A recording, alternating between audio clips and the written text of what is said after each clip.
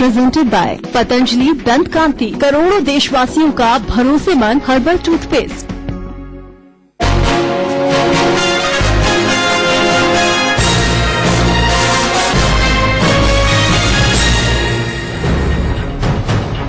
नमस्कार, मैं हूं दीपक चौरसिया। टुनाइट विद दीपक चौरसिया के स्पेशल एडिशन में, जिसमें इंडिया न्यूज का कोर्ट रूम बना है, आपका बहुत बहुत स्वागत है। पहले मैं ये साफ कर दूं सबसे पहले कि हम अदालत की अवमानना का हमारा इरादा बिल्कुल नहीं है। हमने सिर्फ सृजनात्मक स्वतंत्रता ली है और उसके बारे में डिस्क्लेमर भी चलाया है कि हम आसान तरीके से हनीप्रीत ने क्या कहा, दिल्ली सरकार और हरियाणा सरकार ने क्या कहा और माननीय जज साहिबा ने क्या फैसला दिया, उसको एक्सप्लेन कर सके। सबसे पहले हम आपको बताते हैं कि माननीय जज साहिबा ने फैसला क्या दिया है और फिर हम दोनों तरफ से आर्गुमेंट शुरू करेंगे। आर्गुमेंट के बाद कोर्ट के भी एक डेरा के भी एक समर्थक आएंगे और डेरा के समर्थक के साथ साथ डेरा के एक विरोधी भी आएंगे, जिनकी क्रॉस क्वेश्चनिंग भी बाकायदा दोनों वकील करेंगे।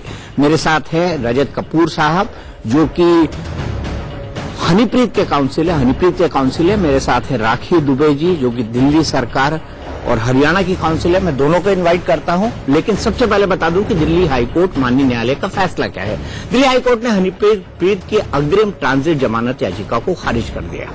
इसी खबर को आपको आसानी से समझाने के लिए और कोर्ट में जो कुछ हुआ है उसे बताने के लिए हमने अपने स्टूडियो को नया कलेवर दिया है। खबर को बताने और समझाने के लिए हमारे साथ दो वकील भी हैं, जो हनीप्रीत की जमानत के पक्ष और विपक्ष में दलील को आपके सामने रखेंगे। राखी दुबे सरकारी वकील की ओर से दिए गए तर्क को रखेंगी, यानी प्रोसिक्यूशन की वकील होंगी, जबकि रजत कपूर हनीप्रीत की ओर से रखी गई दलील को पेश करेंगे। आप दोनों का बहुत बहुत स्वागत है इंडिया न्यूज के इस कोर्ट रूम में। मैं ये तो नहीं कहूंगा ऑर्डर, क्योंकि हम सिर्फ एक क्रिएटिव फ्रीडम के साथ राखी और रजत इसको एक्सप्लेन करने की कोशिश कर रहे हैं। मैं फिर बता दूं आपको कि रजत जो है वो हनीप्रीत के काउंसिल है, हनीप्रीत की तरफ से तर्क रखेंगे यहां पर हमारे इस कोर्ट रूम में, और राखी दुबे जी हैं वो सरकारी पक्ष यानी प्रोसिक्यूशन के पक्ष से रखेंगे। और संदीप मिश्रा जो डेरा के प्रवक्ता हैं, जो हनीप्रीत के पक्ष में अपनी बात रखेंगे, जबकि भूपिंदर सिंह गोरा डेरा के विरोध में। तो इस शो में आगे बढ़ने से पहले आपको दिल्ली हाईकोर्ट के आज का फैसला बता देते हैं। दिल्ली हाईकोर्ट ने हनीप्रीत की अग्रिम ट्रांजिट जमानत याचिका को खारिज करते हुए कड़ी टिप्पणी की है। हाईकोर्ट ने कहा है कि हनीप्रीत गिरफ्तारी से भाग रही है और इस मामले के तथ्यों को देखते हुए उन्हें अग्रिम जमानत नहीं दी जा सकती। कोर्ट ने कहा है कि हनीप्रीत को साफ मंशा से कोर्ट का दरवाजा उन्होंने नहीं खटखटाया है, वो सिर्फ वक्त जाया करना चाहती है। हनीप्रीत चाहे तो पंजाब हरियाणा हाईकोर्ट जा सकती थी। कोर्ट ने अपने फैसले में ये भी कहा कि हमने उनके वकील से दो टूक पूछा कि अगर उन्हें कोई अंतरिम राहत दी जाती है तो क्या हनीप्रीत सरेंडर करेंगी और जांच में सहयोग करेंगी, तो इसका जवाब ना में मिला। उन्हें सिर्फ 3 हफ्ते के लिए मोहलत चाहिए थी। तो आइए हम आर्गुमेंट की शुरुआत करते हैं। हम आपको बताते हैं अपनी क्रिएटिव फ्रीडम की तरह हमारे इंडिया न्यूज के कोर्ट रूम में कि क्या हुआ। मैं इस हमारे कोर्ट रूम की कार्रवाई को शुरू करता हूं और सबसे पहले हनीप्रीत के वकील राजीव दुबे से कहूंगा कि राजीव दुबे जी, आपका सबसे पहला ओपनिंग आर्गुमेंट क्या है? जी देखिए, मेरा ओपनिंग आर्गुमेंट यही है कि एक व्यक्ति जो कि कोर्ट रूम से बाहर निकलता है और मेन एक्यूज कह लीजिए या फिर अब तो जो है वो जेल में है, तो उनके साथ जो है जा रहा है और निकल के हेलीकॉप्टर में जाता है और वहां से जो है जिस जेल में वो बंद है, सुनहरा जेल, वहां तक जो है वो गए हैं उनके साथ। तो आई डोंट थिंक कि ऐसा कोई भी उनके ऊपर एलिगेशन लग सकता है कि उन्होंने ऐसा कोई भी ऐसी चीज करी हो जिसमें कि किसी भी तरह का कोई उनके अगेंस्ट कोई एक्शन बनता हो या फिर कोई। पहले तो आपको ये बताना पड़ेगा कि एक्शन बनने के लिए आप यहाँ दिल्ली क्यों आए हैं, जब आपका टेरिटोरियल जुडिक्शन तो है ही नहीं। जो भी ऑफेंस हुआ है वो तो हरियाणा में हुआ है, तो आप पंजाब और हरियाणा हाईकोर्ट में जाके एंटीसिपेटरी बेल क्यों नहीं लगाई? आप परमानेंट रेजिडेंट भी हैं। पासपोर्ट अगर आपने देखें तो पासपोर्ट में आपका जो रेजिडेंशियल एड्रेस लिखा हुआ है वो सिरसा का लिखा हुआ है, यहाँ पे दिल्ली का तो लिखा नहीं। पहले आप मुझे इस चीज बताइए कि आप यहाँ पे दिल्ली कैसे आए, बिकॉज दिल्ली में टेरिटोरियल जुडिक्शन तो बनता ही नहीं है। बिल्कुल सिरसा का एड्रेस है। और मैं रजत से ये जानना चाहूंगा कि रजत, पहले तो मेरी ये समझ से बाहर है कि आखिरकार एक एक्यूज के साथ, जिसे बलात्कार का दोषी बना दिया गया, आखिरकार हरियाणा सरकार ने उसको इतनी मोहलत क्यों दी कि उसको हेलीकॉप्टर में बिठा के राम रहीम के साथ, एक्यूज के साथ उसे सुनहरिया जेल तक ले जाया गया। ये समझ से परे है। हालांकि सरकार ने उसकी जांच की घोषणा कर दी है, वो जांच अपनी जगह है। लेकिन आप मुझे बताइए कि राखी जो सवाल पूछ रही है कि आपका पासपोर्ट का एड्रेस सिरसा का है, अगर आपके पासपोर्ट का एड्रेस सिरसा का है तो आप अपना एड्रेस A9 ग्रेटर कैलाश कैसे बता रहे हैं? देखिए, मैं इस चीज पे एक ही बात बोलना चाहता हूं कि जो इस वक्त हालात हैं पंजाब में और सिरसा में, हरियाणा में इस टाइम पर, वो बहुत ही इस टाइम जिसे कहूं कि एंटी हैं टू हनीप्रीत, क्योंकि मीडिया में भी ऐसी बहुत चीजें चली हैं और सब कुछ हुआ है। तो इस टाइम किसी भी तरह से अगर वो विजिबल हो जाती हैं या फिर लोगों को पता चल जाता है कि वो कहाँ हैं, तो कुछ कह नहीं सकते कि उनके साथ नहीं, कोर्ट तो उनको सुरक्षा के साथ सरेंडर करने की बात कर रहा है। मैं पूछ रहा हूं आपसे, मैं जानना चाहता हूं कि क्या वो सरेंडर करेंगी। और फिर राखी ने जो सवाल उठाया है कि ज्यूरिडिक्शन क्या है, आप ज्यूरिडिक्शन तो बताइए। आप ये बताइए ना, दिल्ली गवर्नमेंट कैसे इन्वॉल्व है? सिर्फ एक काम के सिलसिले में अगर आप दिल्ली आ रही हैं और दिल्ली में भी आपका एक और घर है, तो उससे दिल्ली का ज्यूरिडिक्शन तो नहीं बन जाएगा। परमानेंट रेजिडेंट तो आप सिरसा की हैं। सारे ऑफेंसेस जितने भी रॉयल्स जो हुए हैं, जो FIRs हुई हैं, वो सारी कहते हैं हरियाणा में हुई हैं। तो यहाँ पे आके ट्रांजिट कहते हैं आप एंटीसिपेटरी बेल के लिए क्यों आ रहे हैं? यहाँ कोई सेंस ही नहीं बनता। पहले ज्यूरिडिक्शन के पॉइंट पे आइए ना कि Delhi government is involve in this matter. कैसे आप दिल्ली हाईकोर्ट को ज्यूरिडिक्शन बना रहे हैं? चलो ये बताइए, चलिए रजत, मैं आपसे जानना चाहता हूं कि पहले ये बताइए कि आपने याचिका दिल्ली हाईकोर्ट में क्यों दाखिल की?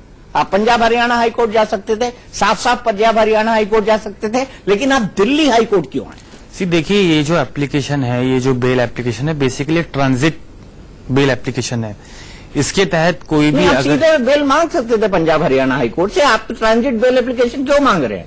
देखिए, सिक्योरिटी रीजंस का जैसे मैंने आपको बताया है 30 दिन तक सिक्योरिटी रीजन, वो सबसे ज्यादा सेफ तो जेल में है। अगर कहीं सबसे ज्यादा वो सेफ है तो पुलिस की कस्टडी में है, पुलिस की सुरक्षा में है। और हाईकोर्ट ये एश्योर करता है कि उनको 12 घंटे के अंदर वो सरेंडर की बात कहें तो हम कंसीडर कर सकते हैं।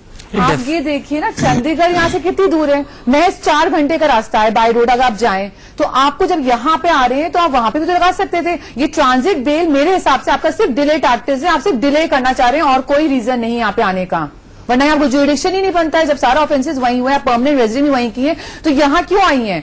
यहाँ ट्रांजिट, आप इसका मतलब है कि आप सिर्फ डिले करना चाह रही हैं, आप कोऑपरेट नहीं करना चाह रही हैं, आप इन्वेस्टिगेशन ज्वाइन नहीं करना चाह रही हैं, और सिर्फ आप मिसयूज कर रही हैं प्रोविजंस ऑफ लॉ को, जो कि एप्लीकेबल है ही नहीं आप में। तो भाई रजत, और उसके साथ मेरा कमेंट ये भी है कि आपको क्या लगता है कि आपको तो गिरफ्तार होना चाहिए? आपके खिलाफ FIR हुए लगभग 1 महीना हो गया है और लगभग कुछ दिन से ज्यादा आपके ऊपर रेड कॉर्नर नोटिस हो चुका है। तो आप सरेंडर कर दें, आप पुलिस के सामने चले जाएं, हम 12 घंटे का प्रोटेक्शन देते हैं आपको। जी देखिए, अब तो जो कोर्ट का ऑर्डर आ गया है कि 12 घंटे के अंदर वो उनको सिक्योरिटी भी मिल रही है और वो सरेंडर कर, तो अब तो आगे उनको करना ही पड़ेगा। अब तो खैर कोई ऑप्शन रही नहीं है। तो जितने भी आर्ग्यूमेंट्स हैं टू एंड फ्रो, अब तो खैर उनके बारे में कुछ हो नहीं सकता है। तो अब उनको सरेंडर अदरवाइज करना ही पड़ेगा। सीधो नहीं, आप उनके वकील के तौर पर बोलिए, आप जजमेंट का इंटरप्रिटेशन मत करिए। आप हनीप्रीत के वकील की तरह बोलिए कि जब आपकी को गिरफ्तार होना चाहिए, जब आपकी एक सिटीजन जिम्मेदारी बनती है कि अगर आप एक्यूज हैं तो आप कानून के सामने अपने आप को निर्दोष साबित करें। आप बताइए कि इस नागरिक जिम्मेदारी से वो कैसे भाग रही है? वो नागरिक जिम्मेदारी से डेफिनेटली नहीं भाग रही है। तो only reason she is running is, मैं आपको पहले ही बोल चुका हूँ, सिक्योरिटी रीजंस हैं। और जिस तरह के तो आपसे ज्यादा सेफ तो पुलिस कस्टडी में ही है। आप फिर आप इससे अच्छा आप सरेंडर कर दीजिए, पुलिस कस्टडी में रहिए, आपको कोई मार ही नहीं पाएगा। जो आपको कह रहे हैं माफिया का डर है, आपको लोग आपको थ्रेट कर रहे हैं, आपकी life and liberties at stake, आपको बार बार लोग कर रहे हैं, आपको बहुत ज्यादा डर है, इसलिए वहां जाना नहीं चाह रही, इसलिए ट्रांजिट एंटीसिपेटरी बिल आपने दिल्ली में लगाई क्योंकि आपको लग रहा है कि वहां जाएंगे हाईकोर्ट में तो आपको वहां डर है। तो इससे अच्छा आप सरेंडर कर दीजिए। नहीं, अब तो खैर आप सरेंडर करना ही पड़ेगा। बट द पॉइंट इज कि मैंने आपको पहले भी बोला है कि एग्जैक्टली उनकी लोकेशन क्या है मुझे नहीं पता अभी इस टाइम। नहीं, लेकिन आपने यही तर्क दिया है, आपने बाकायदा कैमरे के सामने कहा है कि वो मेरे दफ्तर आई थी, उन्होंने बाकायदा वकालतनामे पे दस्तखत किए और आपने ये भी कहा कि अगर चाहें तो वो 2 घंटे के अंदर सरेंडर करती हैं। और जब हम आपसे पूछ रहे हैं कि आप बताइए कि क्या वो 2 घंटे के अंदर सरेंडर कर सकती हैं? नहीं, अब तो उनको सरेंडर करना ही है, डेफिनेटली अब उनको सरेंडर करना पड़ेगा।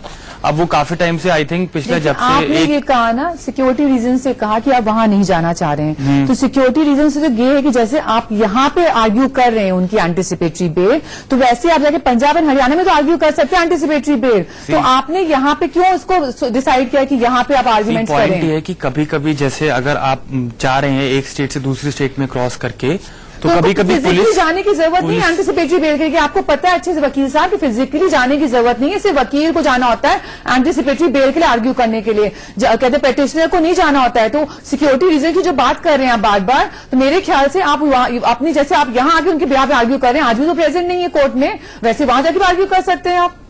नहीं, डेफिनेटली देखिए अब तो जज ने भी फैसला दे दिया, बट द ओनली पॉइंट तो पहले भी यही था, सिक्योरिटी रीजंस और जो ड्रग माफिया की तरफ से उनको थ्रेट्स मिल रही थी, उसी वजह से वो दिल्ली आई हैं और दिल्ली आके उन्होंने ये डाला है bail application, transit bail application है ये, ताकि अगर उनको अरेस्ट कर लिया जाए। रजत, हम कोर्ट के फैसले को इंटरप्रेट नहीं कर रहे हैं, अभी हम सिर्फ कोर्ट रूम में क्या हुआ है ये बता रहे हैं। तो आप फैसले को इंटरप्रेट मत करिए, हम आखिरी में बताएंगे कि फैसला है क्या, और हम बता चुके हैं कि फैसला है क्या। आप मुझे ये आर्गुमेंट दीजिए कि आपके लिए जो राखी आपसे पूछ रहे हैं, आप यही आर्गुमेंट दीजिए मुझे कि आप ये बताइए कि आखिरकार उन्होंने ट्रांजिट एप्लीकेशन क्यों दी, वो पंजाब हरियाणा हाईकोर्ट जा सी एग्जैक्टली यही पॉइंट है कि जो वहां पे सिक्योरिटी रीजंस की वजह से और जो वहां पे हालात इस वक्त हैं, उन्होंने ये सही समझा कि दिल्ली में डाल दिया जाए बेल एप्लीकेशन, ताकि उनकी जो लाइफ है और किसी को उनके वेयर अबाउट्स का पता ना चले। पता है यहाँ पे सेक्शन कौन से लगे हैं? 121 that is raising war against the government. आप पे कहते हैं देशद्रोह का सेक्शन लगा हुआ है, आपने वहां पे रॉयट्स प्रोवोक करने की कोशिश करी गई है, आप उसमें कॉन्स्पिरेटर हैं। सेक्शन देख लीजिए ना, आप यदि इतने सीरियस ऑफेंसेस कर रखे हो, आप इस तरीके की बातें कर रहे हैं, सिक्योरिटी रीजंस, आप पूरी एक्टिवली इन्वॉल्व थी उस पूरी कॉन्स्पिरेसी में, you are most close to the बाबा जो आपके हैं उनके, आप पूरी एक्टिवली इसमें अब जब आप पे कहते हैं आप पे एफआईआर हो गई, इन्वेस्टिगेशन मालूम चला कि आप पूरी एक्टिवली इन्वॉल्व हैं, आप ट्रेसेबल नहीं है, 27 अगस्त से आप पता नहीं कहाँ है, मिल ही नहीं रही हैं, फिर आपके अगेंस्ट वारंट्स इशू किए गए, फिर आपके अगेंस्ट कहते लुकआउट नोटिस इशू किया गया सब्सिक्वेंटली। तो आप क्या कॉपरेट कर रही है? इतने दिन से सब कुछ चल रहा है, 1 महीने पहले से हो चुकी है। मुझे ये लगता है कि वो जानबूझकर अपनी गिरफ्तारी से भाग रही हैं। एक बात मैं साफ कर दूं, वो जानबूझ के अपनी गिरफ्तारी से रजत भाग रही हैं। जानबूझ से गिरफ्तारी से भागने का मतलब होता है कानून से भागना। ठीक है, उन्होंने एक लीगल रिकोर्स लिया है, ट्रांजिट बेल एप्लीकेशन उन्होंने डाली है, उनका राइट बनता है ये डालना, लेकिन आप मुझे इस पॉइंट को एक्सप्लेन करिए कि हनीप्रीत अगर बाबा के साथ गई, एक्यूज के साथ गई, तो वो पुलिस की नजर में थी, तो क्या साजिश के लिए पुलिस की नजर काफी होती है? आप मुझे ये एक्सप्लेन करिए कि साजिश तो आप कहीं भी बैठ के कर सकते हैं, साजिश आप 25 दिन पहले बना सकते हैं, आप 10 दिन पहले बना सकते हैं, साजिश आप 100 किलोमीटर दूर बैठ के बना सकते हैं। आपने भागना ही क्यों उचित समझा?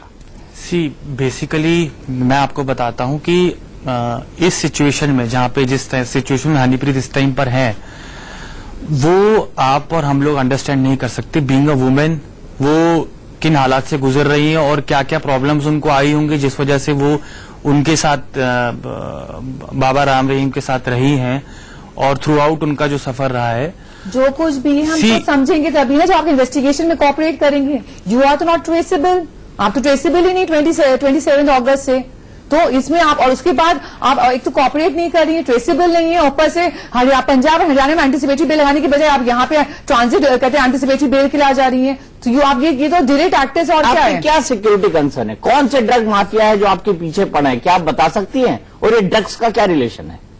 देखिए, जब बाबा राम रहीम के साथ इनका एक अच्छा वो चल रहा था और थ्रू आउट इन्होंने प्रमोशंस किए, सोशल वर्क किया, उस दौरान बहुत ज्यादा इन्होंने जो है ड्रग्स के अगेंस्ट बोला, और ये बोला कि आपने इंटरव्यूज भी देखे होंगे जिन्होंने बाबा ने खुद बोला कि आप ड्रग्स छोड़ दीजिए, और जो यूथ हैं उनको बोला, इंस्पायर किया ड्रग्स छोड़ने के लिए। तो उस टाइम पर भी बाबा ने अपने इंटरव्यूज में कहा था, ये बात कही थी कि उनको ड्रग माफिया से जो है खतरा है और उनपे अटैक भी हुआ था। और वो उन्होंने यही कहा था डायरेक्टली अपने इंटरव्यू में कि डायरेक्ट जो अटैक हुआ है ये उन्हीं ने ही करा है और इतना बड़ा जो ये चीज हुई है। तो ये सारे के सारे कनेक्टेड ही हैं। और अभी भी क्योंकि सिर्फ इसलिए क्योंकि वो अंदर चले गए हैं और जेल में हैं, तो इसका मतलब ये नहीं कि उनकी लाइफ टोटली सेफ है। तो यही एग्जैक्टली चीजें जुड़ के आ रही हैं। चलिए आप दोनों के आर्गुमेंट मैंने सुने। अब मैं चाहता हूं कि उनके आप विटनेसेस को एग्जामिन कर ले। हम दोनों विटनेसेस को साथ में बुलाएंगे और हम थोड़ा कोर्ट से अलग हट के बुलाएंगे, क्योंकि दोनों विटनेस को आप दोनों क्रॉस एग्जामिन कर सकते हैं। रजत, एक डेरा के समर्थक है, एक डेरा के विरोधी है। डेरा के समर्थन में मैं संदीप मिश्रा जी को बुलाता हूं। संदीप मिश्रा जी, आप विटनेस बॉक्स में आइए। संदीप मिश्रा जी विटनेस बॉक्स में आएंगे। संदीप मिश्रा जी का मैं परिचय दे दूं कि संदीप मिश्रा जी जो हैं वो डेरा के प्रवक्ता हैं, डेरा में रहे हैं, राम रहीम के साथ उन्होंने काफी वक्त बिताया है और अब डेरे को डिफेंड कर रहे हैं। और दूसरी तरफ मेरे साथ वीडियो कॉन्फ्रेंसिंग के जरिए जुड़े हुए हैं भूपेंद्र सिंह गोरा साहब। ये बाबा राम रहीम के दूर के रिश्तेदार भी हैं और भूपेंद्र सिंह गोरा साहब बाबा राम रहीम के डेरे के विरोधी हैं, क्योंकि उन्होंने डेरा उस वक्त छोड़ा जब उनको लगता था कि डेरे के अंदर बहुत कुछ गलत काम हो रहा है। संदीप, मुझे सबसे पहले बताइए कि आपने बेल की एप्लीकेशन यहां क्यों मूव की, और अगर आपसे पूछा गया कि आप जाइए सरेंडर कर दीजिए तो आप गायब क्यों हुए? देखिए, हमारा कंसर्न ये था कि सुरक्षा को लेकर जो डीजीपी साहब का बयान था कि उनकी जान को खतरा है, और खतरा किन लोगों से है ये सरकार की तरफ से, आज हमारे वकील की तरफ से भी बताया गया कि जो ड्रग माफिया है जिनके खिलाफ गुरुजी ने शुरू से काम किया है, गद्दी पर बैठते ही लाखों करोड़ों लोगों का जो उन्होंने नशा छुड़वाया है, लोगों को सच्ची अध्यात्म की राह पर लाया है। ये राह पर जाने वाले वो लोग। आपको अगर सिक्योरिटी रीजन से खतरा था तो आपने किस पुलिस स्टेशन जाके कंप्लेन करी? किस पुलिस स्टेशन जाके कंप्लेन करी आपने कि मुझे सिक्योरिटी का खतरा है? जब पुलिस का मुखिया ही ये बयान देता है कि आपके जान को खतरा है, तो एसएचओ के पास जाना लाजमी है क्या? नहीं, आप कौन कह रहे हैं कि इनको जान को खतरा? अगर आपको खतरा लग रहा है पुलिस के पास जाइए। आप सरकार के वकील हैं, डीजीपी साहब। उससे मतलब नहीं, आपने एज अ सिटीजन आपको खतरा है, आपने किस पुलिस स्टेशन में जाके कंप्लेन कराई ये बता दीजिए। ये बता दीजिए कि विपाशना को पता है कि जान का खतरा है, डीजीपी भी कह चुका है। क्या आपने उनके प्रोटेक्शन के लिए पुलिस को कहा कि ये इस अनआइडेंटिफाइड जगह है, इनको सेफ हाउस में रख दीजिए, इनको आप बाहर मत निकालिए? और आज मेरा ये ऑब्जर्वेशन है कि उनको कोई ड्राइंग रूम ट्रीटमेंट नहीं मिलना चाहिए। वो हनीप्रीत इंसान है, इसके चलते वो अगर एक एक्यूज्ड व्यक्ति है जो बलात्कार का दोषी पाया है, जिसको सीबीआई की अदालत ने, अगर वो उनकी नजदीकी हैं तो इसकी उनको बेनिफिट नहीं मिलना चाहिए, क्योंकि संदीप जी कानून सबके लिए बराबर है। मैं माननीय ये बात को मानता हूं, स्वीकार करता हूं, और मैंने आपकी ही इसी चैनल से ये बात अपील की थी कि कानून सबसे बड़ा है, कानून का धर्म सबसे बड़ा है, देश सबसे बड़ा है, तिरंगा सबसे बड़ा है, और सब किसी भी व्यक्ति को कानून अपने हाथ में नहीं लेना चाहिए। और आज मैं इस अदालत से फिर इस बात को दोहराता हूं कि कानून का मान करना चाहिए, कानून का सम्मान करना चाहिए, वो कोई भी व्यक्ति हो। तो यहाँ देश में कोई भी व्यक्ति कानून से बड़ा नहीं है। क्यों आए? सीधे जाके वहां पे कॉपरेट करिए, आप इन्वेस्टिगेशन से भाग क्यों रही है? मेरा वैधानिक हक है, मेरा संवैधानिक हक है, इस पर विवेक पर आप सवाल नहीं कर सकती। चलिए, विवेक की बात हम गोरा साहब को जोड़ते हैं जो कि डेरा के विरोधी हैं। गोरा साहब, मुझे बताइए कि संदीप के आर्गुमेंट में आपको कितना का दम लग रहा है? क्योंकि कोर्ट का ऑब्जर्वेशन ये है, मेरा ऑब्जर्वेशन ये है कि 3 हफ्ते की सुरक्षा से क्या हो जाएगा? भाई, आपने 3 हफ्ते की सुरक्षा मांगी है गोरा जी, इन्होंने संदीप मिश्रा जी की पार्टी ने 3 हफ्ते की सुरक्षा मांगी है, जैसा कि उन्होंने अपने रजत साहब ने अपनी पिटीशन में, रजत कपूर साहब ने मेंशन किया कि 3 हफ्ते की मोहलत दी जाए। तो गोरा साहब, मुझे ये बताइए कि 3 हफ्ते की मोहलत में संदीप जी क्या हो जाएगा? और गोरा साहब, आप बताइए कि इनके मन की मंशा क्या? संदीप जी बताइए कि 3 हफ्ते की मोहलत से क्या हो जाएगा? देखिए, 3 हफ्ते कहने के लिए 21 दिन है, लेकिन अदालत तो अभी बंद रहेंगे, बहुत सारी छुट्टियां हैं, और इस बीच में क्योंकि ये बहुत बड़ा फैसला है और मुकदमा लगाया गया है, जब तक हम पुलिस के सामने थे, जब तक हम सरकार की आंखों पे थे, और 3 दिन तक किसी तरह का इस तरह का आरोप नहीं लगाया गया। किस मनसा से पुलिस ने इस तरह का आरोप लगाया, देशद्रोह जैसा मुकदमा लगाया, इसके लिए तैयारी करने का एक मुकम्मल समय चाहिए, मुकम्मल समय चाहिए। और इस मुकम्मल समय के लिए 3 हफ्ते का समय अगर जो हमारे वकील ने मांगा है, वकील की बात रखा है, वो बहुत वकील की बात सुनिए, फिर मैं गोरा जी के पास जाऊंगा। आप ये सुनिए, जिस तरीके से वहां पूरा इंसिडेंट हुआ है 25 अगस्त को, आपको पता है कितने लोग लोग मर गए, 38 लोग मर गए हैं, 264 लोग घायल हो गए हैं, इतने लोगों की आप समझ जान कितनी लोग तो आप ये बताइए क्योंकि आप लोगों ने कॉन्स्पिरेसी करी है, आप लोग लीड करें, आप लोग सोसाइटी को लीड कर रहे हैं, आप लोगों ने अगर उस टाइम जब वहां पे 144 151 लगा हुआ था, मना किया। चले मैं गोरा जी एक मिनट गोरा जी, लॉफुल असेंबली मना की गई, तब भी आपने करा। प्रोसिक्यूशन के वकील और गवाह, मैं कहूंगा आपको कि आप कोर्ट को एड्रेस करके बात करें, ठीक है? आप आपस में आर्गुमेंट ना करें, आप कोर्ट को एड्रेस करके आर्गुमेंट करें। गौरा साहब ये बताइए कि आखिरकार ये कॉन्स्पिरेसी करी क्यों, आपको क्या लगता है, आप क्या कहना चाहते हैं इसके ऊपर?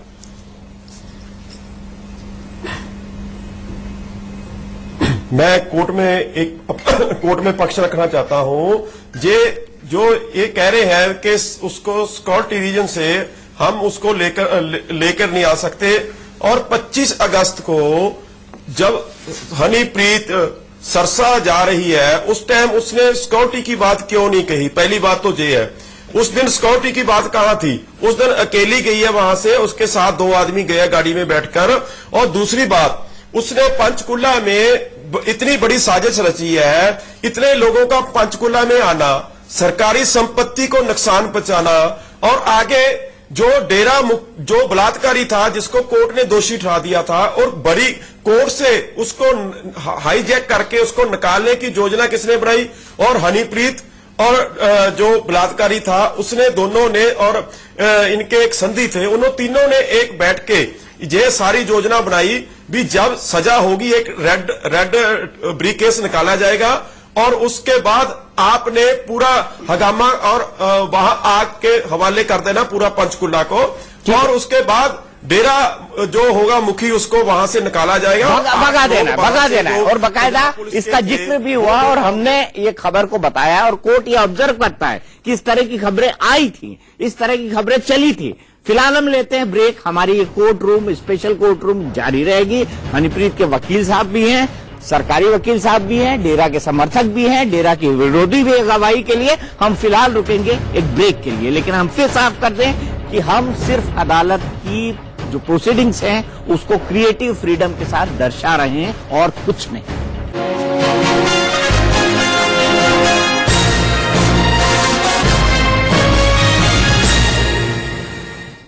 तो इंडिया न्यूज के कोर्ट रूम में आपका एक बार फिर स्वागत है। हम बात कर रहे हैं क्रिएटिव फ्रीडम के साथ, एक्सप्लेन करने की कोशिश कर रहे हैं कि आखिरकार कोर्ट के अंदर आज क्या हुआ। कोर्ट ने उनकी अग्रिम जमानत की अर्जी को साफ साफ खारिज कर दिया है। मैं सरकारी पक्ष के वकील या प्रोसिक्यूशन के वकील से जानना चाहूंगा कि मुझे बताइए कि थर्ड हियरसे पे ये केस क्यों बनाया गया, क्योंकि किसी आदमी ने कहा कि हनीप्रीत ऐसा कर रही है और आपने ये केस बना दिया, इसका लॉजिक समझाइए मुझे। देखिए ऐसा नहीं है, जब ये इन्वेस्टिगेशन एफआईआर रजिस्टर हुई थी तब इन्वेस्टिगेशन की गई, 25 तारीख को एफआईआर रजिस्टर हुई, जो इन्वेस्टिगेशन की गई है, और जब हमने विटनेसेस को एग्जामिन किया तो हमें ये मालूम चला कि वो एक्टिवली इन्वॉल्व थी और कॉन्स्पिरेसी पूरी एक्टिवली थी। और ये आप ये देखिए बहुत एपरेंट है कि राम रहेंगे बिल्कुल क्लोज, आप हेलीकॉप्टर में भी पूरी टाइम साथ ही रही हैं, तो शी इज एक्चुअली आपकी गलती हो तो सरकार की गलती है। वो पूरे टाइम उसके साथ दिस मीन्स की she is very closely connected with Ram Rahim, और वो इस कॉन्स्पिरेसी में उतनी ही एक्टिवली इन्वॉल्व थी जितना राम रहीम इन्वॉल्व है। और वो लोग चाहते, अगर वहां पे ऐसे लगा होता कि आप अनलॉफुल असेंबली नहीं कर सकते, तब भी उसके बावजूद भी उन लोगों ने अलाउ किया, एंड उसने पूरी कोशिश करी कि पुलिस जब प्रिवेंट करना चाहिए थी रॉयट्स को, कहीं भी उन्होंने अपने पूरे से प्लानिंग से साथ पूरे आए थे वो लोग अपने बैकअप के साथ कि इसको भगा के ले जाए यहाँ से। बताइए आप क्या भगाने के हिसाब से आए थे? क्या ये प्लानिंग थी? एक सूटकेस, एक संकेत, ये प्लानिंग थी? बताइए। कोई भी आप हनीप्रीत के वकील है, एक्सप्लेन करिए। कोई भी इंसान जो मेन है कि उसके साथ हेलीकॉप्टर तक जा रहा है, उसमें किसी भी तरह की कोई भी आपस में बातचीत होना या कोई अगर रेड बैग एक्सचेंज हो गया, तो उसमें आप ये कैसे कह सकते हैं कि उन्होंने ये ऐसे इस कॉन्स्पिरेसी में पार्टिसिपेट किया या फिर ऐसी कॉन्स्पिरेसी की है? अगर ज्यादा से ज्यादा हो भी सकता है तो हो सकता है ऐसा उनको कुछ पता ही ना हो। ऐसा और नहीं ऐसी है, आप आप जब आ रहे थे वहां पे जब वर्डिक्ट होना था, डिक्लेयर होना था कि आप कॉन्विक्ट हैं कि नहीं, क्या हो रहा है, तो जब आप कोर्ट रूम जाए तो पूरा जब पता था वहां पे कि 144 155 लगा हुआ आईपीसी, वहां पे आपको नहीं जाना, असेंबली नहीं करनी है, तब भी लंबे पूरे गिरोह के साथ आप भी उस टाइम एक्टिवली आई हैं, वहां एक्टिवली रही हैं, और आपको पूरी नॉलेज थी कि ऐसा करने वाले, पूरी प्लानिंग के साथ आए हैं आप लोग कि अगर वर्डिक्ट होती है अगेंस्ट हमारे में कॉन्विक्शन होती है तो हम लोग सेकेंड रॉइट्स क्रिएट करेंगे वहां पे, और जो कि हुआ काफी ज्यादा, और पब्लिक प्रॉपर्टी भी आप लोगों ने डिस्ट्रॉय डेरे करवाई के है। समर्थक से जानना चाहता हूं, मैं डेरे के समर्थक से जानना चाहता हूं, आप मुझे ये बताइए कि आपने वहां पर जानबूझकर लोगों को क्यों इकट्ठा करवाया? आप बताइए, कोर्ट को एक्सप्लेन करिए। मैं ये बड़ी विनम्रता के साथ कहना चाहता हूं कि सिरसा टू पंचकुला कोई डेरा के समर्थक जितने भी लोग आए हैं, कोई एयरलिफ्ट नहीं हुए हैं, वो बाय रोड गए हैं, बाय रोड उनका अमला गया है, और सरकार ने इस बात की इजाजत दी थी। सरकारी वकील बताएंगे कि क्या कोई इतने नाके, इतने जगह, क्या कहीं खाकी वाले खड़े थे, कहीं हमेशा हर जगह रोक हो सकती सेक्शन थी? 144 लगा था, हाई कोर्ट ने यहां तक कहा था आपके बारे में, मैं हाई कोर्ट की टिप्पणी यहां पर कोट कर रहा हूं, कोर्ट के अंदर हाई कोर्ट ने यहां तक कहा था कि अगर सेना को बुलाओ, अगर गोली चलाने की जरूरत पड़े तो आप चलाओ। नहीं तो क्या उसमें मैं जजमेंट कह के रहा बाद हूं, बताइए, बताइए राजेश। माननीय भी- जजमेंट के बाद अगर की वो बात है, वहां पर जजमेंट से पहले वो की बात peacefully- नहीं है। इससे पहले पहले हाईकोर्ट ने डायरेक्शंस दिए थे। पीसफुली सपोर्टर्स वहां आ गए हैं, तो इसमें हनीप्रीत का क्या रोल है? मुझे अभी तक ये चीज समझ नहीं आई कि हनीप्रीत का मेन कॉन्स्पिरेटर है ना, मेरा कोई भी- मैं अदालत से दरखास्त करता हूं, किस बात से मैं अदालत से एक दरखास्त करता हूं कि माननीय किस सरकारी बात वकील पे साहब आप ये कहना बताएं कि शुरू कर कॉन्स्पिरेसी सकते हैं है कि वो क्या, मेन कॉन्स्पिरेटर की कॉन्स्पिरेसी सिर्फ क्या है, कॉन्स्पिरेसी क्या है, क्योंकि ये वो टेस्ट करें। मैं राम कोर्ट की रहीम तरफ के से- साथ- मैं कोर्ट की तरफ से सवाल करता हूं। गोरा जी, आप मुझे बताइए कि ये कॉन्स्पिरेसी है क्या? ये कॉन्स्पिरेसी, सवाल पूछ रहे हैं संदीप जी कि ये कॉन्स्पिरेसी है क्या, आप बताइए।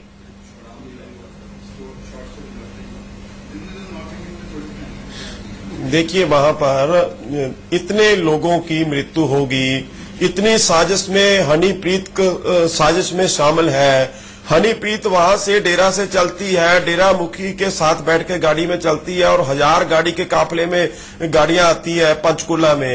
कोई कोर्ट में ऐसे आता है इतनी गाड़ी लेकर पहले, और 144 धारा लगी हुई है, तो आगे आकर वो ये साजिश रच रहे हैं भी इस डेरा मुखी को भगा लेंगे, जो कोर्ट कोई हमें दोषी ठहराती है। तो इतना सब कुछ होने के बाद इतना टाइम गेन कर रही है। आज जो सच्ची थी तो उसको उसी दिन पुलिस के सामने आना चाहिए था और उसको बताना चाहिए था। और बागी क्यों फिर रही थी? बागी क्यों थी? अदालत आपसे यह जानना चाहती है, आप ये इस बात को बताइए कि षड्यंत्र क्या रचा गया? बागी क्यों? संदीप जी, आप अदालत को मत बताइए, किस चीज वो का क्या षड्यंत्र करना रचा चाहते गया? हैं। आप अदालत को एड्रेस करके बात करिए, बताइए गोरा साहब।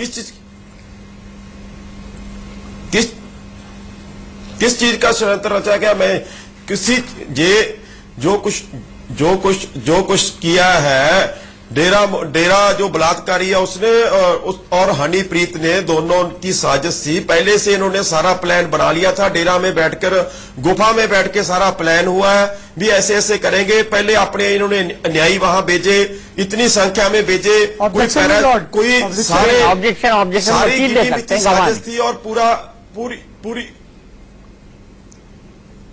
और इतने लोग वहां पर मारे जाते हैं, इतनी संपत्ति को नुकसान पहुंचता है, इसका जिम्मेदार कौन है? जो हनीप्रीत सच्ची है तो पुलिस को इन्वेस्टिगेशन में आए, पुलिस को ज्वाइन करे।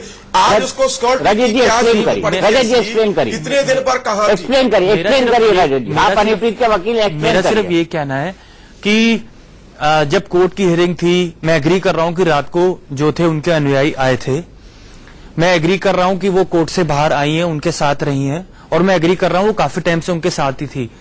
बट कॉन्स्पिरेसी में उनका क्या रोल है, इसका मुझे अभी तक कुछ समझ नहीं आया है।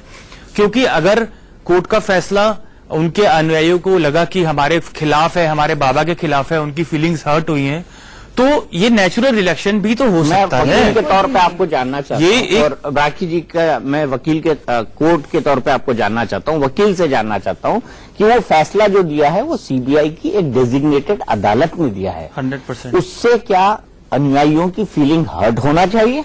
मैं आपसे जानना चाहता हूं, क्या उससे अनुयायियों की फीलिंग हर्ट होना चाहिए? आप बताइए संदीप। आप अनुयायी, देखिए अनुयायी की फीलिंग्स हैं तभी तो वहां तक आए हैं, इतनी दूर चल के, बेचारे रात से आए हुए हैं, उनके वहां पे लीड आपने और राम रहीम ने ही किया है। उनको कौन लेके आया? क्या आप अगर नहीं चाहते थे, जब वहां पे स्पेसिफिक ऑर्डर्स थे, उसके बावजूद भी आपके वो फॉलोअर्स हैं, अगर आप मना कर देते तो कोई वहां पे इकट्ठा होता? नहीं, आपसे कहा गया, आपसे कहा गया हाई कोर्ट की तरफ से, माननीय हाई कोर्ट ने कहा, पंजाब हरियाणा हाई कोर्ट ने, कोर्ट ये कहती है, आपसे सवाल पूछती है संदीप जी कोर्ट, कि जब पंजाब और हरियाणा हाई कोर्ट कह चुका था कि लोगों को न इकट्ठा होना दे, बाबा राम रहीम इस बात की एक्यूज इस बात की अपील करे, लोगों से कि जो अगर फैसला उसके खिलाफ आता है तो वहां पर अनलॉफुल असेंबली नहीं हो।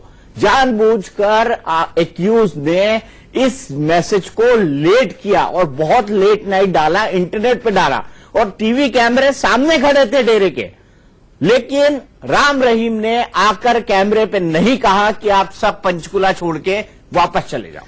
जहां तक मेरी जानकारी है, मैं माननीय अदालत को यह बता देना चाहता हूं कि डेरा मुखी ने पहले ही इस बात को, गुरुजी ने हमारे कह दिया था, एक दिन पहले ही संगत से अपील कर दी थी कि वहां किसी तरह का मोह इकट्ठा नहीं होना चाहिए, हर तरह की शांति होनी चाहिए। और रही बात जहां तक सरकारी वकील साहिबा ये बात तो कह रही है, माननीय अदालत के माध्यम से जानना चाहता हूं कि सरकार की कोई जिम्मेदारी नहीं बनती। आप अदालत के थ्रू सवाल पूछिए। मैं माननीय अदालत के थ्रू ये पूछना चाहता हूं, मैं आपसे ये जानना चाहता हूं कि आपके गुरुजी एक्यूज राम रहीम ने आखिरकार, या कन्विक्टेड राम रहीम ने आखिरकार रात के 12 बजे वो वीडियो मैसेज क्यों जारी किया?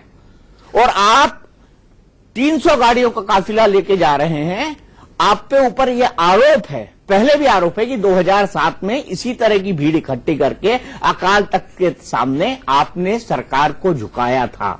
आपको उस टाइम पर भी रिलीफ दी गई थी क्योंकि आपने लोगों की भीड़ को इकट्ठा कर दिया था वहां पर, और सब वहां पे नारे लगा रहे थे, सब वहां पे चिल्ला रहे थे, धन धन सदगुरु तेरा ही आसरा।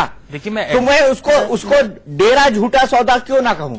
आप अदालत हैं, आप कुछ भी कह सकते हैं, आप अदालत हैं, आपको कुछ भी कहने का अधिकार है, लेकिन जो मेरा कहने का अधिकार यह है कि जितने भी बजे अपील आई है वो संगत तक पहुंची है, संगत के जन जन तक पहुंची है। और एक बात जो वकील साहिबा कह रही थी, मैं इस तर्क पे रखना चाहता हूं कि धारा 144 लगी है, सिर्फ डेरा को पता है, सरकार को भी पता है। Sirsa to Panchkula by road जा रहे हैं, करीब 120 नाके ऐसे होंगे जहां खाकी वाले खड़े होंगे, पहरेदार खड़े होंगे, पुलिस खड़ी होगी। पुलिस ने क्यों ले जाने दिया गया, कैसे जाने दिया गया? रजत, आप भी इस बात को एक्सप्लेन करें कि ये जो बात कह रहे हैं कि क्यों नहीं रोका, क्या डेरे की ये नैतिक जिम्मेदारी नहीं थी एक धार्मिक और सामाजिक संस्था होने के नाते कि वो कोर्ट की भावनाओं का सम्मान करता? देखिए, मैं अभी भी यही कह रहा हूं कि जो एक अनुयायी होता है, उस अनुयायी को सिर्फ हम as a individual with feelings मान सकते हैं, जो कि वहां गया है अपने गुरु के फेथ में। उसके अलावा वहां पे जो भी अनरेस्ट हुआ है, या जो भी मैंने भी न्यूज में देखा, जो भी हुआ है, I am totally against any kind of violence. जो भी वहां पर हुआ है, वो जो कुछ ऐसे लोग भी हो सकते हैं जो कि डेरे के ना हो, ठीक है, हो सकता है उन लोगों ने ये सब किया हो। और मैंने देखा बहुत ज्यादा वायलेंस हुआ है, वो भी वैन्स जली हैं। तो क्यों कोई अनुयायी जो कि रात से भूखा प्यासा बैठा है, जो कि अपने सिर्फ गुरु के फेथ में चलता हुआ है, पहले से पहुंच रहे थे, ये सब कुछ आपके नॉलेज में था? खाना रोटी लेकर, मैं आपसे जानना चाहता हूं रजत जी, आप हनीप्रीत के वकील हैं, आप ये बताइए कि खाना रोटी लेकर पहुंच रहे थे। यार, अब जो इंसान जा रहा है वो अपने साथ कुछ इंतजाम तो करके जाएगा ही कि उसको रात को वहां रात गुजारनी है। किस लिए जाना है? अब खाना रोटी जाना है, अब खाना रोटी में मुझे बताइए किस लिए जाना है? जवाब अदालत के आदेश के अनुसार मैं इस बात का जवाब दे रहा हूं कि अपने मुर्शिद का दर्शन करना, अपने गुरु का दर्शन करना, अपने गुरु के दीदार करने का हक किसी आस्थावान को है, और इस आस्था के दम पर वो लोग गए थे कि उनके मुर्शिद की वो झलक देखना चाहते हैं। और इसमें अगर सामने भीड़ लगा देंगे, देखना है तो देखिए, ये तो सरकार आपके एक्यूज के लिए राम रहीम के लिए क्या बताना चाहता हूँ? हाँ बताइए, जो गोरा साहब बताइए, रखिए अपना। हाँ जी, मैं एक माननीय अदालत को बताना चाहता हूं भी जो डेरा मुखी एक वीडियो जारी कर रहा है, वो सिर्फ इन लोगों को, इनके अन्यायियों को बताया जाता है भी वो सिर्फ एक ड्रामा है, वो सिर्फ झूठ है। जो जब तक इनकी कमेटी इन लोगों को फोन नहीं करती तब तक आपने वहां से हटना नहीं। और जिन लोगों को इन्होंने भेजा इनके अन्यायी थे, और उनको काफी लोगों को इन्होंने पैसा देके, उनको ये भी काफी लोगों को ये बोला गया भी वहां फिल्म की शूटिंग होगी। काफी लोग ऐसे भी है जिनको इन्होंने 700 से 800 रुपया पर दिहाड़ी पे बुलाया गया था, और उनको ये कहा जाता है जब तक हमारा फोन नहीं आएगा तब तक आपने वहां से हटना नहीं। और गुरु जी सब एक ड्रामा करेंगे और वहां पर वीडियो भी जारी करना पड़ेगा। आपको अपील भी करनी पड़ेगी, पर आपने इन बातों पे बिल्कुल विश्वास नहीं बेहद करना। निम्न स्तर और का ये आप तर्क जब हो रहा है, तक अदालत माननीय अदालत बेहद निम्न स्तर का तर्क हो रहा है। और ये कहा थे उस वक्त जब सारी रणनीति हो रही थी, सारी साजिश बन रही थी, तो जिस तरह से ये बता रहे हैं देखिए ऐसा कोर्ट ये महसूस हो रहा है लाइव। कोर्ट ये ऑब्जर्व करती है, कोर्ट ये ऑब्जर्व करती है कि मैं कोर्ट के देखिए, उससे ऑब्जर्व कर रहा हूं रजत जी। आप मेरे पास वक्त इतना ही है, आर्गुमेंट खत्म हो चुके हैं, मैं अब जजमेंट सुनाऊंगा। लेकिन कोर्ट ये करती है कि जो सरकार थी उसकी अपनी एक रिस्पॉन्सिबिलिटी थी, सरकार की रिस्पॉन्सिबिलिटी भी सवालों की घेरे में है।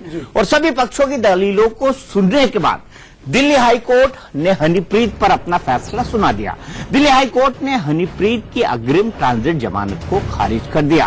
कोर्ट ने कहा कि हनीप्रीत अब तक गिरफ्तारी से बचती रही है, उन्हें राहत नहीं दी जानी चाहिए। ऐसा लगता है कि याचिका साफ मंशा से दायर नहीं की गई और हनीप्रीत सिर्फ समय जाया करना चाहती है। इस दलील में कोई दम नहीं कि हनीप्रीत को पंजाब हरियाणा हाई कोर्ट के पास जाने के लिए सुरक्षा दी जाए। वो चाहे तो राहत के लिए पंजाब हरियाणा हाई कोर्ट जा सकती हैं। कोर्ट ने अपने फैसले में यह भी कहा कि उनके वकील से जब दो टूक पूछा गया कि अगर हनीप्रीत को अंतरिम राहत दी जाती है तो क्या वो सरेंडर करेंगी और जांच में सहयोग करेंगी, तो इसका जवाब ना में मिला। उनकी तरफ से बार बार यही कहा गया कि हनीप्रीत की जान को खतरा है और उन्हें अग्रिम जमानत दे दी जाए। कोर्ट ने दिल्ली और हरियाणा की सरकार पर आपत्ति पर भी गौर किया।